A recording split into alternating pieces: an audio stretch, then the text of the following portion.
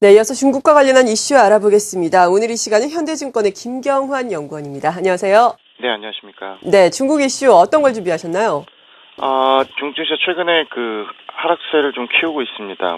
그거에 대한 원인과 향후 전망에 대해서 좀 말씀드리겠습니다. 어제도 상해 증시가 1.4% 하락을 하면서 2,300선을 내줬었는데요. 일단은 시장을 좌우하는 은행이 역시 약세를 주도했었고요.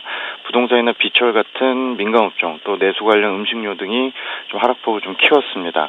단기적으로 하락 원인은 역시 수급 요인이 좀 크다라고 보고 있는데요. 공급 부담이 좀 가중이 되면서 최근에 IPO는 중단되었습니다만 상장사들의 증자 물량이 상당히 많은 것으로 지금 얘기가 나오고 있고, 또 소위 전용 통행 서비스라고 불리는 대주거래 시스템 도입이 예상이 되면서 시장에 오히려 악재로 작용을 했습니다.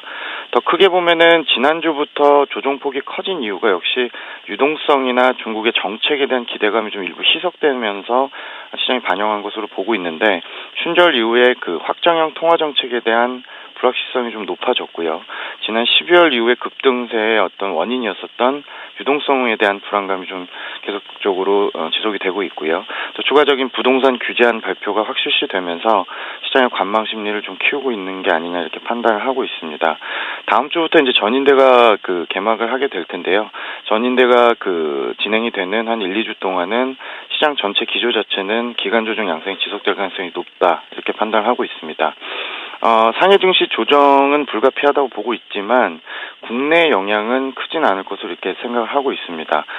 상해 증시는 지난 12월 이후에 어떻게 보면 어떤 급등 이후에 기술적인 조정 양상을 보인다고 보시면 될 것 같고요.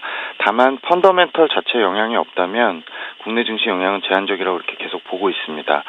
저희는 중국 펀더멘털 자체는 여전히 이상이 없다라고 보고 있는데, 최근에 부동산 시황 회복이나 풍부한 유동성 환경, 또 단기적으로 투자 경기에 대해서 긍정적인 시각들이 유지가 되면서 전체적으로 중국 경기의 반등 폭이나 혹은 반등 속도는 상반기 중에는 큰 이상이 없을 것으로 예상을 하고 있습니다. 그래서 3월 전반부는 중국 쪽의 어떤 정책 모멘텀을 좀 지켜볼 필요가 있을 것 같고요. 3월 후반부에는 중국 경기 지표의 개선 이런 부분이 국내 증시에 좀 긍정적으로 작용하지 않겠냐 이렇게 전망을 하고 있습니다. 네, 중국 증시와 관련한 이슈들 들어봤습니다. 현대증권의 김경환 연구원이었습니다. 고맙습니다. 네, 감사합니다.